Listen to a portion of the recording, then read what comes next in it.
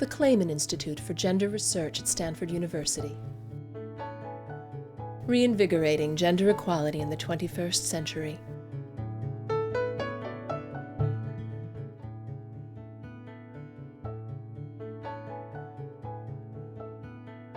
Well, we're used to thinking about women's economic status in terms of income or wages.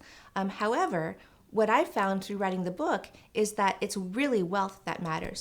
The economic crisis has actually shown us that it's not just how much you earn that matters. Because if you lose access to your earnings, you get unemployed or you become ill, or a variety of factors can interrupt your ability to earn money. If you can't earn money at the same rate, then you're at a tremendous disadvantage. So regardless of how much money you earn, if you don't have savings, if you don't have wealth to fall back on, you're just a paycheck away, from severe economic difficulties.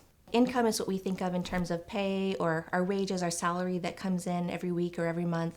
But wealth is the value of our assets minus our debt. Well, whereas women are earning on average about 78 cents for the dollar that men earn, they have far less wealth. The wealth gap is about 36%. So for every dollar of wealth that's owned by men, women own about 36 cents.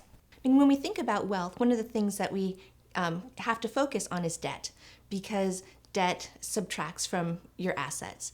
And women are carrying around this debt anchor in terms of credit card debt, any type of loan debt. They have higher interest rates on their credit cards. They're more likely to have subprime mortgages, even when they have the same incomes as men. And so women might be working just as hard or harder, but this tremendous debt that they're carrying around is preventing them from building wealth as effectively. Even if men and women had the same incomes, absolutely identical, that there would still be a wealth gap, because women are more likely to have custody of children, to be single parents. And two or more just cannot live as cheaply as one. So if you have a greater financial obligation as a single parent, you're going to have less money that you can use then to save or invest. The wealth escalator has different components, and all of them are ways that you turn income into wealth more effectively. So one of the components of the wealth escalator are fringe benefits. So things that you would receive, hopefully, if you're lucky enough, from your place of employment. Things like retirement benefits and paid sick days. All of those types of things really help people either to translate their income into wealth more quickly, or to help their income go farther so that they can have more discretionary income that can be used to save or invest. Women lack access to the wealth escalator for a variety of reasons. One of the primary reasons is the types of jobs that they have. Women tend to work part-time, and part-time employees often lack fringe benefits, lack access to the wealth escalator, and also because of the types of jobs they have. Women work in the service sector primarily, and that sector is least likely to offer fringe benefits. So wealth not only provides people with economic stability if they lose their job, for instance, but it also allows them to build more wealth. So you can use your wealth, you can use your home equity, for instance, to get a loan to start a business. You can use it to put your children through college. And the fact that your children won't have education debt or as much education debt really gives them an advantage so that they can start building wealth immediately, rather than having to wait to pay off all their education loans.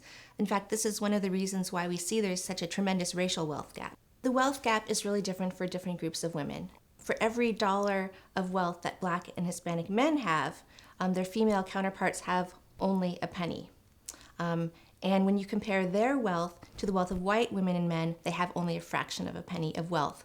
So there's tremendous racial differences with respect to the wealth gap, and women of color are actually sort of double disadvantaged, because they are disadvantaged by the gender wealth gap, but also by the racial wealth gap. And the fact that wealth is passed from generation to generation has tremendous implications for the racial wealth gap.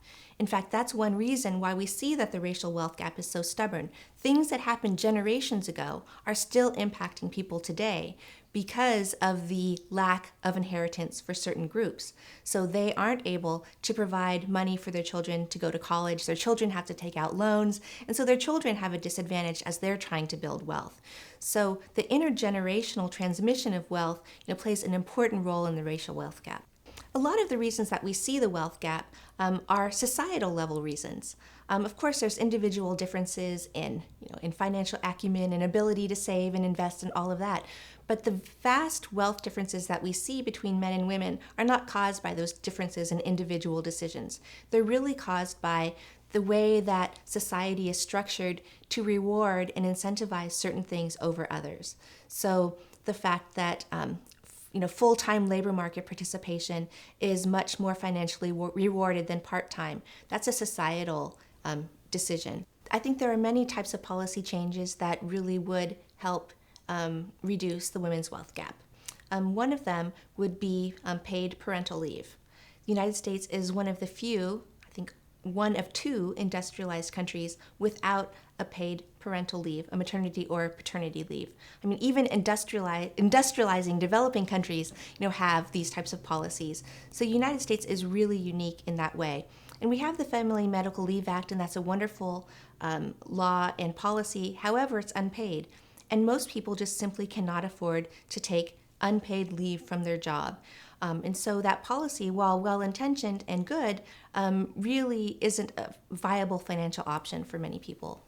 I think that one of the most important things that we can do for our children, sons as well as daughters, is really to help them navigate, the financial world, giving them some kind of financial literacy. So talking to them about saving money, showing that you're interested in it, letting them know that boys and girls can be equally good at managing finances. I think it's a really important message to get from your family, because from society, we still receive messages that, that boys are better at this type of thing. But research actually shows that when women do it, they're extremely good at it.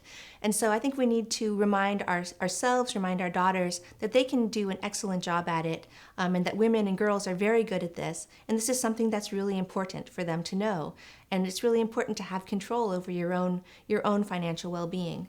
I think the fact that we're now aware of the women's wealth gap, is tremendously important. I think now that we know it exists, we're in a much better position to actually do something about it.